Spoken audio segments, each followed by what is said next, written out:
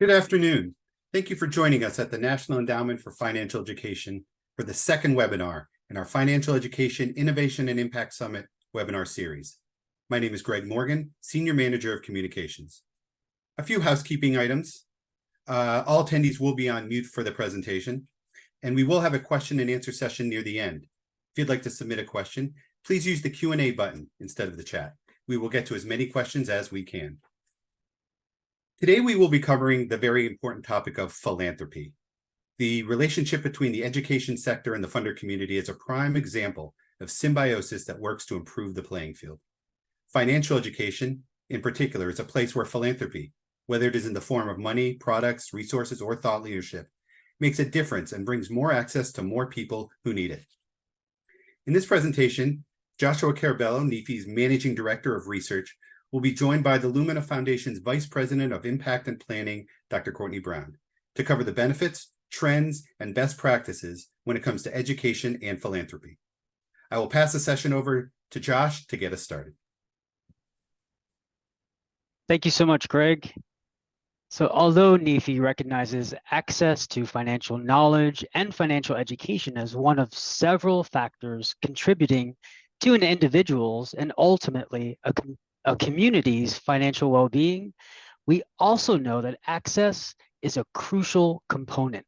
In fact, NEFE has developed our personal finance ecosystem, which is now in its third iteration, as a roadmap to demonstrate effective financial education's role in helping to create financial well-being. If you haven't already, I'd highly recommend looking at our website, where you can do a quick search under the term personal finance ecosystem to learn more about this comprehensive framework. But today's conversation really takes us into a broader overview of access as it relates to philanthropic partnerships. Some guiding thoughts for us thus far as we venture into this important discussion, and these are just a few prompts to get us started, such as where are the gaps needing to be addressed, especially when it comes to population segments, and keeping those populations top of mind. Additionally, what role can public-private partnerships play to increase access? And then, in addition to that, also find ways of continuing that access in a sustainable way. And finally, what is and what could be FinTech's role, especially for the field of financial education? Again, although we won't be able to get to all these questions today, we hope that it will help to frame our discussion so that we can understand and address how we can leverage philanthropic insights gleaned through this discussion. Before we begin, I'd just like to give you a quick overview of how NEFE provides grants and other types of commissioned research for researchers and organizations within the financial education umbrella by highlighting 4 areas of focus that we have. Not sure if you are able to see those on the screen, but I'll give them to you anyway. So the first one is measurement, and these are ways that we're seeking to look at existing measures and the creation of new ones in order to be validated and grounded in theory. And in addition to that, we're looking at how to seek out measures to be tested for validity across demographic attributes. And we're doing this especially for communities that have been historically silenced and marginalized. Last, under this bucket, would be looking at sensitivity and awareness about individuals' lived experiences, knowing that they vary, and therefore our measurement validity may also vary as well. Our second bucket is systemic inequality, and this is looking at how we ask our partners at what or to what extent does financial education play a role in driving equity across populations, and how does it cooperate with other factors within the ecosystem. Our third bucket here is data and methodological limitations. And this is specifically looking at how we examine bias as it pertains, of course, to personal finance, and ways that this will help us identify gaps in the field in order to answer questions such as, who are we excluding and why is that happening? Alternative to that, why are certain populations consistently being studied above and beyond others? Our last focus here that we'll mention is the youth focus.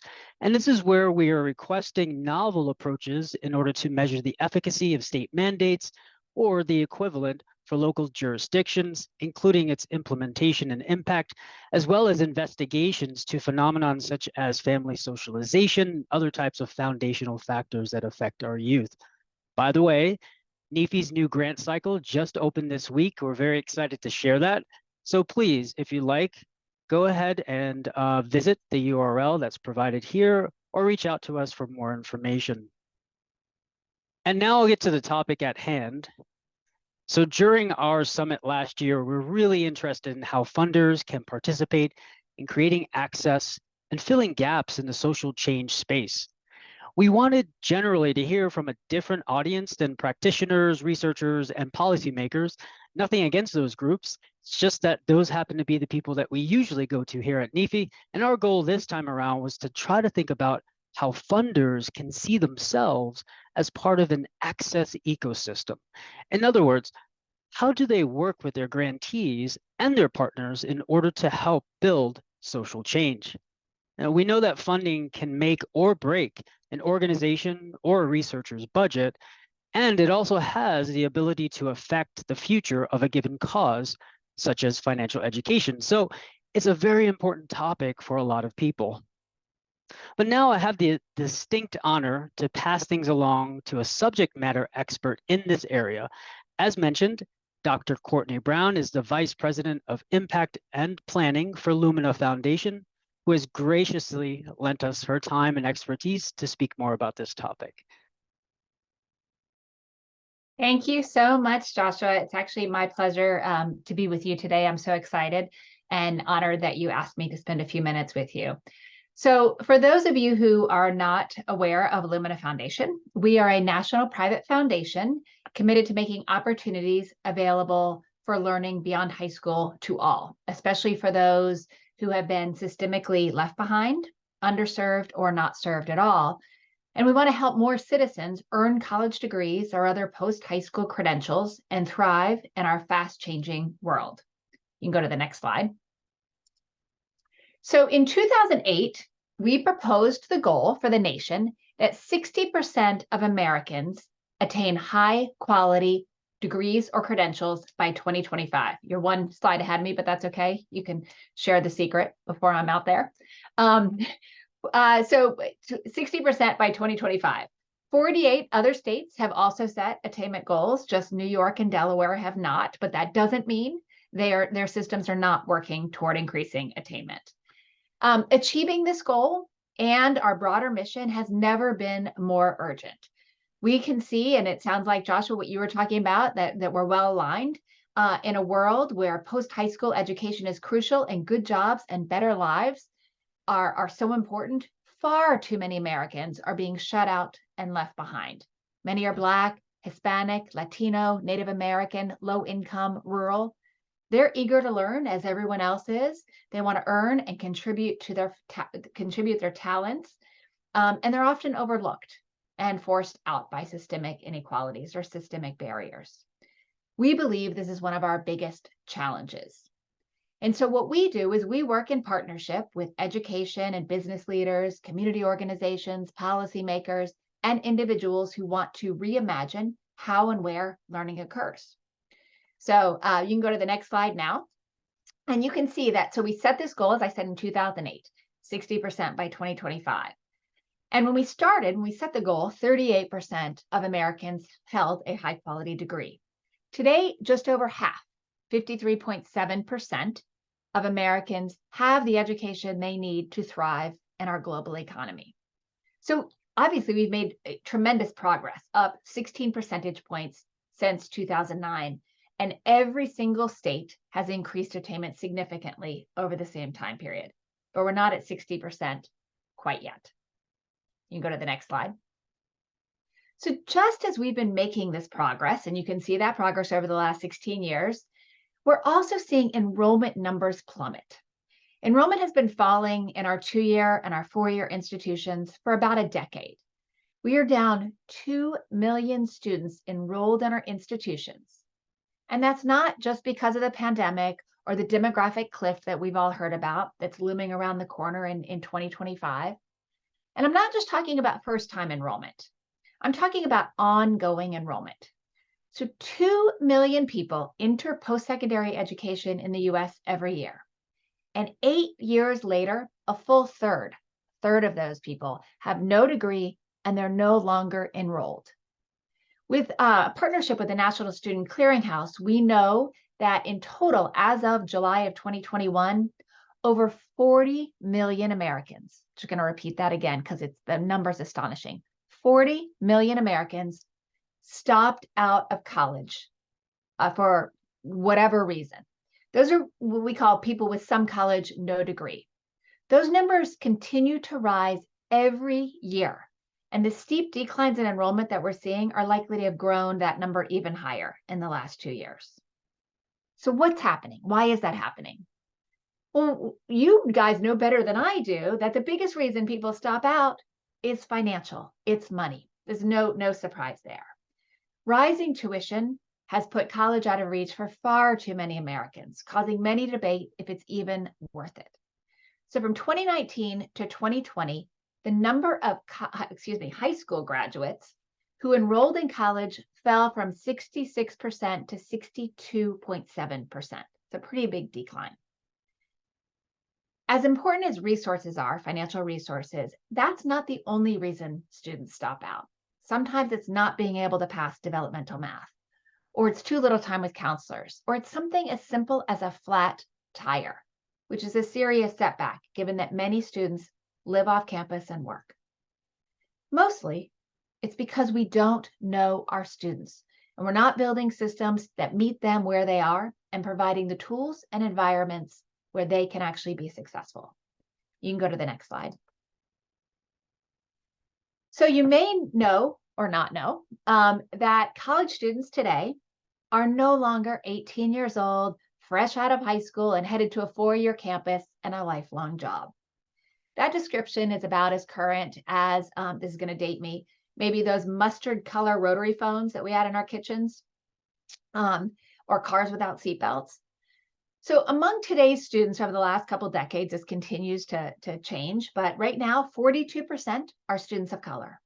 Nearly 40% of our current college students are over 25 years old. Nearly 2/3 work, at least part-time. Half are paying all their own bills. 1 in 4 college students today are raising their own children. And 1/3 aren't even sure where their next meal's coming from. And 9% don't know where they're going to live. You can go to the next slide. Another issue we have is that the credential landscape and pathways to credentials is rapidly changing. We're constantly hearing about the Google certificate or some other boot camp that people can go to. What once was a very straight line, you entered college and 4 years later, you came out with a degree and had that job.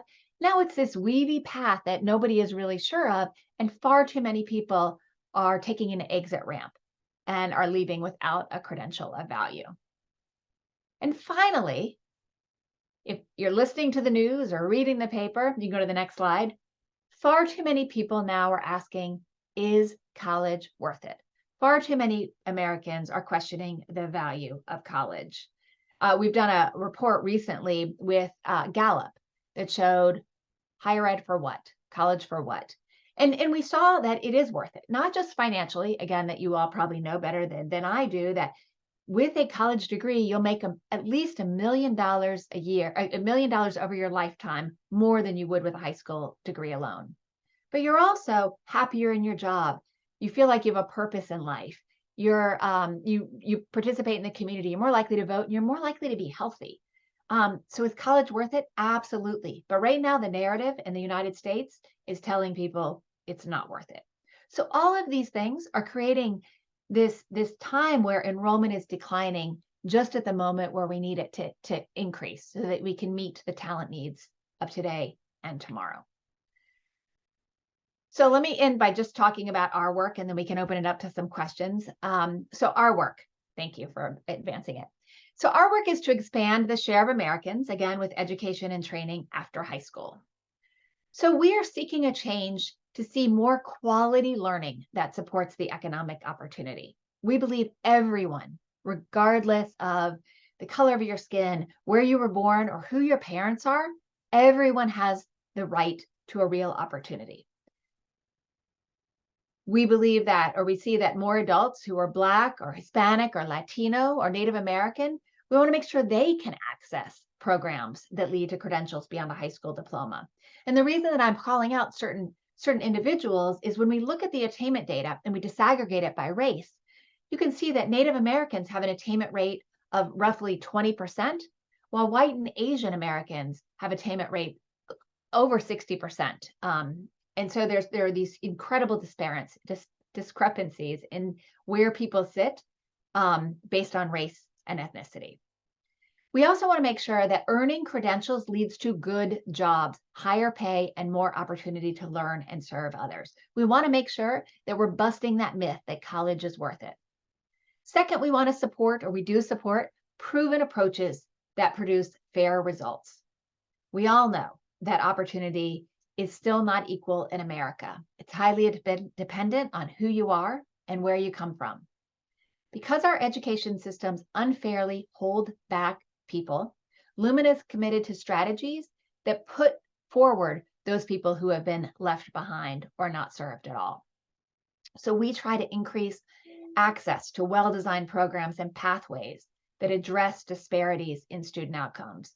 We support institutions that serve today's students, including community and technical colleges, bachelor's granting colleges and universities, minority serving institutions, and state higher ed systems.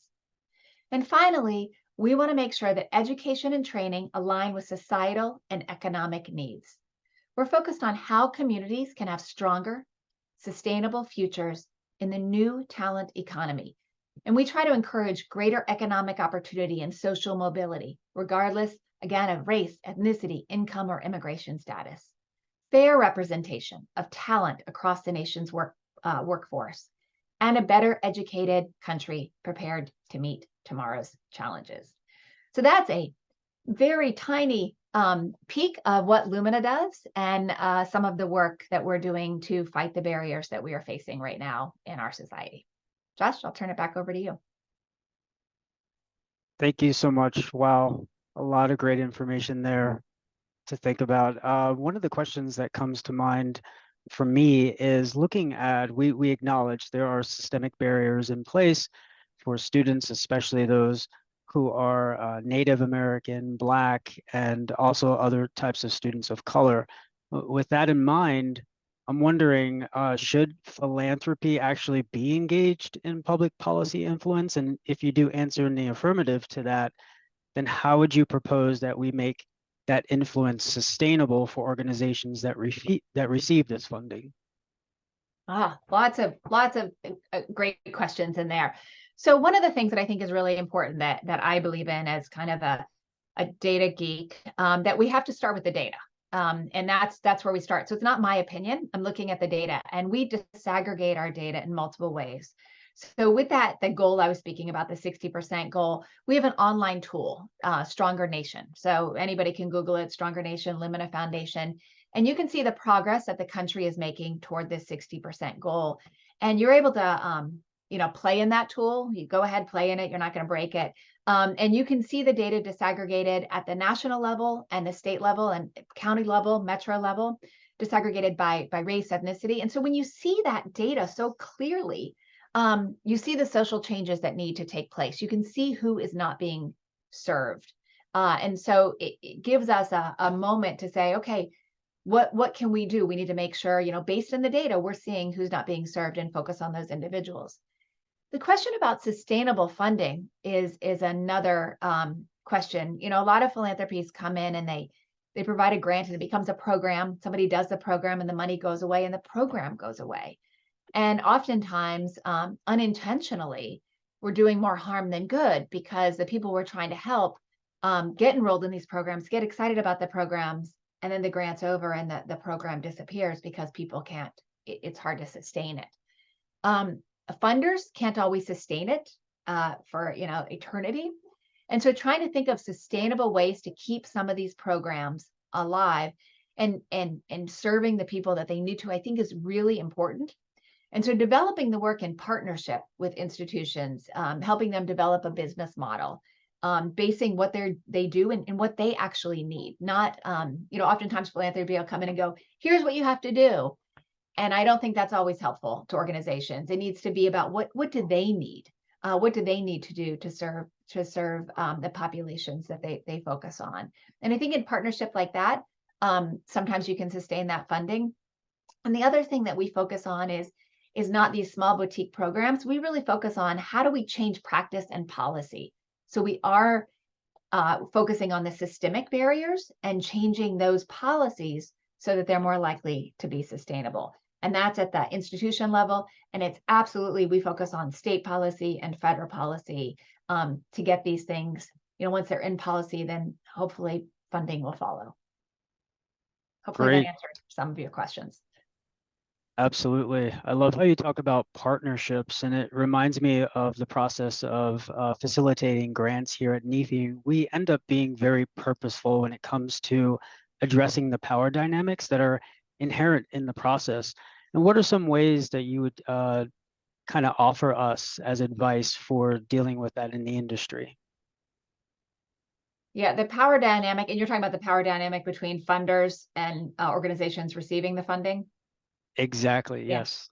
Yeah, it's funny. So I wasn't always in philanthropy. And so I worked at an institution in data and research.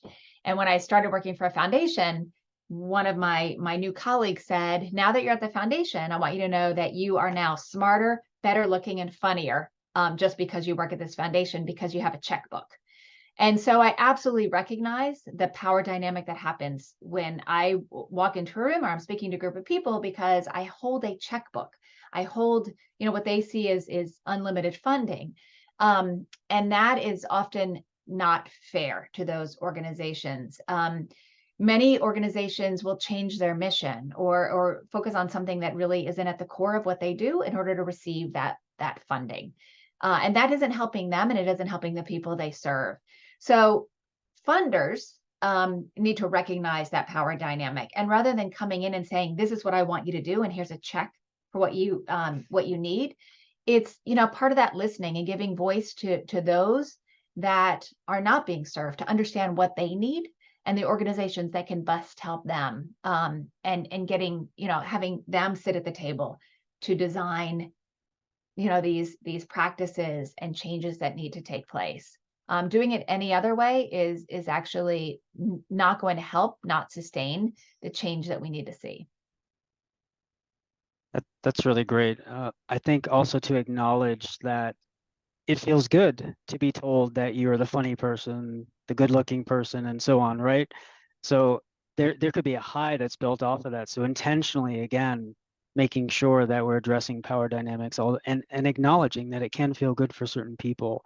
But that's not how we really make true lasting change. That's wonderful. Thank you so much. I'm going to hand it back over to Greg since we have about 5 minutes left. Yeah, we do have a few questions that have come in, if you two don't mind. Should organizations that are open to all students try to orient themselves more toward underserved students? How is this most effectively done? So I would say, base it in the data. So who is not being served well? And I do think if you focus on those students, and everyone is better off. So it's, you're not leaving anybody behind by making sure that you have weekend classes for, working parents, or, virtual classes for those parents, whether you have more counseling opportunities for students. Everyone benefits, but especially the people that you are targeting who have not been served well.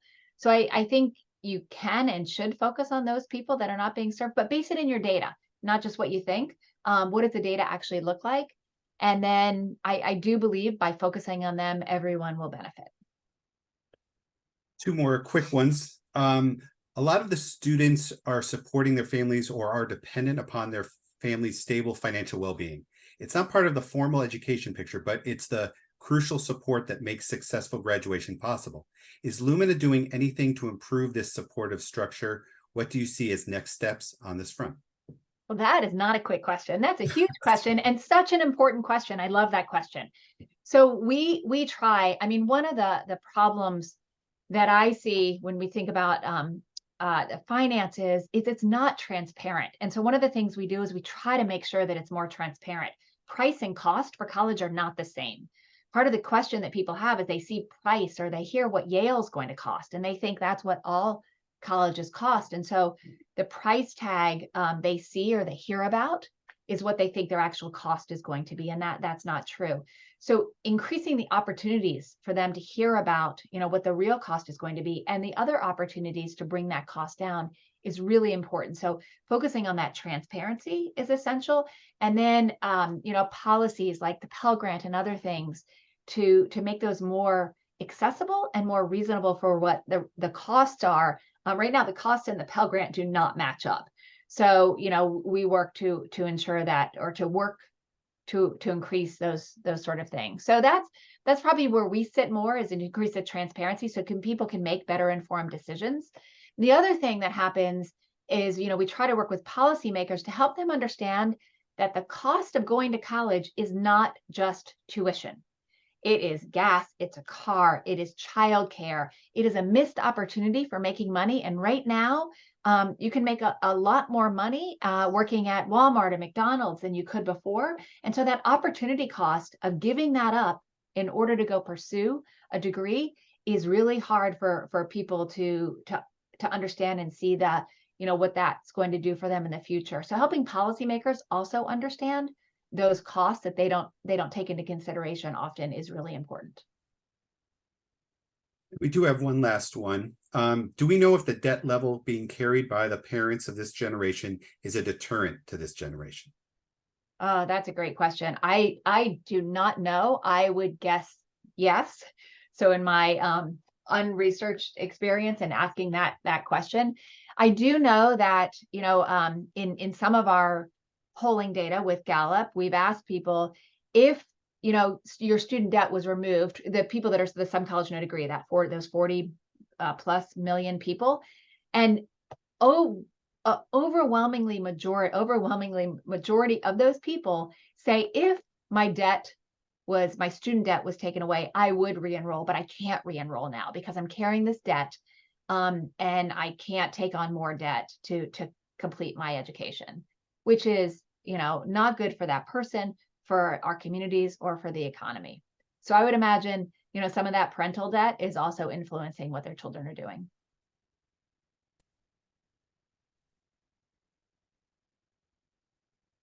Terrific. Thank you both. Thank you, Josh, and thank you, Courtney. We're at time. And thank you all for joining us today. We will be sending a recording of this webinar to everyone who registered. Be on the lookout for information on our next webinar in November, as well as others we are planning as a lead up to our summit in 2024. In the meantime, please feel free to visit NEFE.org to learn about everything we are doing and subscribe to our newsletter. You can also find us on Twitter, LinkedIn, and Facebook, and as of this week, Instagram.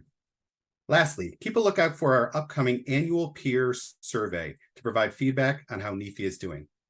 Thanks again, and have a great afternoon.